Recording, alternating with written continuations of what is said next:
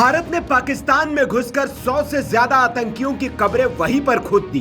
इस स्ट्राइक में आतंकी और भारत के दुश्मन अजहर मसूद का पूरा खानदान खत्म हो गया। अब बारी हाफिज सईद की है। इसके खानदान के एक एक पिल्ले को ढूंढ ढूंढ कर ठोका जा रहा है। 26/11 के गुनहगार हाफिज सईद के परिवार का एक और नापाक चेहरा पाकिस्तान में ढेर कर दिया गया है। पाकिस्तान के झेलम में मारा गया हाफिज सईद का भतीजा फैजल नदीम उर्फ अबू कतल नाम सुनते ही खून खौल जाता है।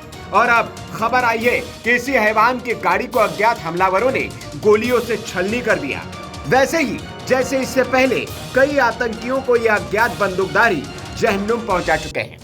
पाकिस्तान में घुसकर अज्ञात बंदूकधारी भारत के एक एक दुश्मन को चुन चुन कर मार रहे हैं और पाकिस्तान की ISI कुछ नहीं कर पा रही है। कहते हैं कि मोसाद के बाद इनका दबदबा है, लेकिन ये उन बंदूकधारियों को भी नहीं पकड़ पा रहे हैं।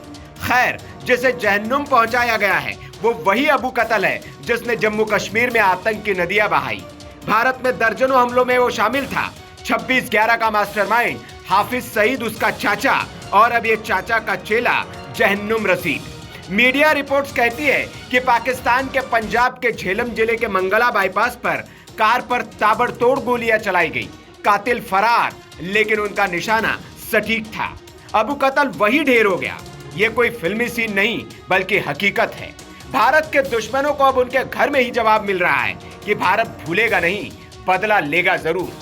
दरअसल जैसे ही इस आतंकी के ढेर होने की खबर पुलिस तक पहुंची, पुलिस भागी भागी वहां पहुंची, लेकिन जब तक इसे गाड़ी से निकाला गया फैजल नदीम खून से लथपथ था।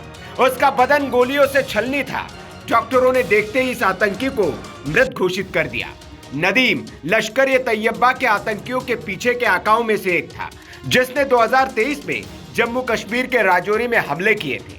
2 दिनों में किए गए हमलों में 7 लोगों की जान चली गई थी और कई घायल हो गए थे।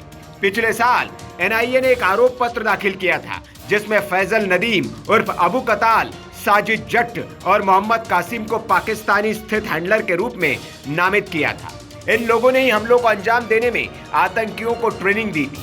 कताल साल 2000 में कश्मीर में सक्रिय था और पाकिस्तान के कब्जे वाले कश्मीर में वापस जाने से पहले कई हमलों में शामिल था। वो लश्कर के आतंकी लॉन्च पैड को संभाल रहा था, लेकिन अब वो कुछ संभालने लायक नहीं बचा। इस आतंकी की मौत पाकिस्तान को संदेश है कि आखिरी आतंकी के खात्मे तक भारत चैन की सांस नहीं लेगा, घर में घुस कर मारेगा और बहादुर बनने वाली कायरों की फौज कुछ नहीं कर पाएगी।